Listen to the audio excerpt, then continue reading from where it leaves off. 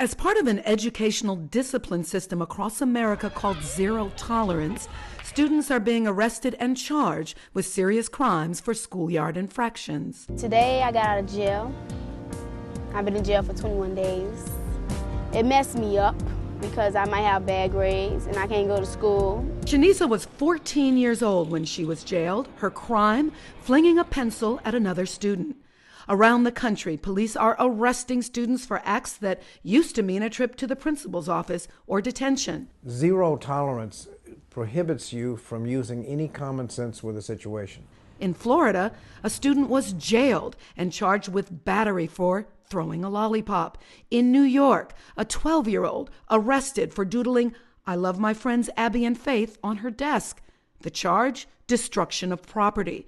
In Pennsylvania, a high schooler was locked up for talking back to a teacher. In Chicago, 25 students, some as young as 11 years old, were arrested for a food fight.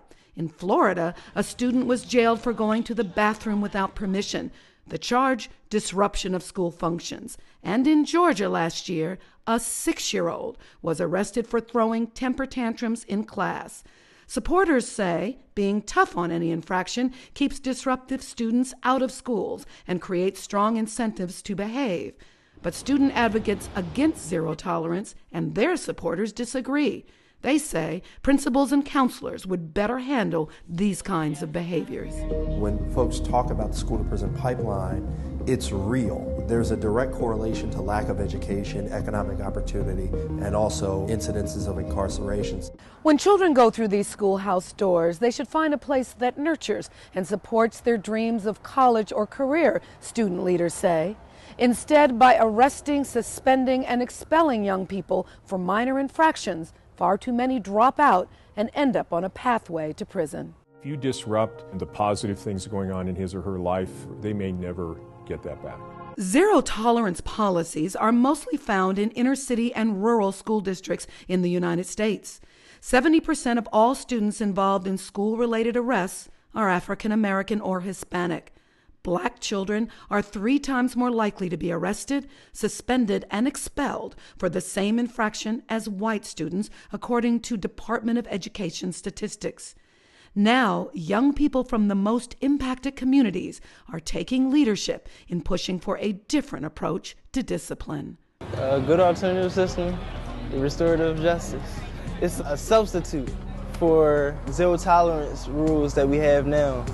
Peer mediation, counselors, and therapists is improving the work. You give them a second chance and tell them what they did wrong and go through the process with them and give them their second chance. Then they're going to learn from it. The student-parent groups have had some victories. In Baltimore, a city that was known for tough and sometimes dangerous public schools, replaced its zero-tolerance policy in 2008. In its place, a new code of discipline that barred arrests, suspensions, and expulsions for minor infractions. The result? Out-of-school suspensions dropped 65%. Graduation rates are now at record highs, and youth crime is down. The school system invested more funds in counselors and psychologists, bucking a national trend. Many inner-city and rural school districts spend 3 times the amount on security as is spent on counselors or psychologists, according to the U.S. Department of Education. If they're continuing their education, they're on a trajectory to graduating and being a productive contributor to society. If, on the other hand, you kick them out and they become a high school dropout, you're much more likely to have a situation that you're going to regret. These young advocates say they will continue to build a movement to bring back what they call common sense discipline into the classroom. If they succeed, it could mark a dramatic shift in how America is disciplining its students. Is it your place to take away my second chance, my hopes and dreams? Without an education, there is no life.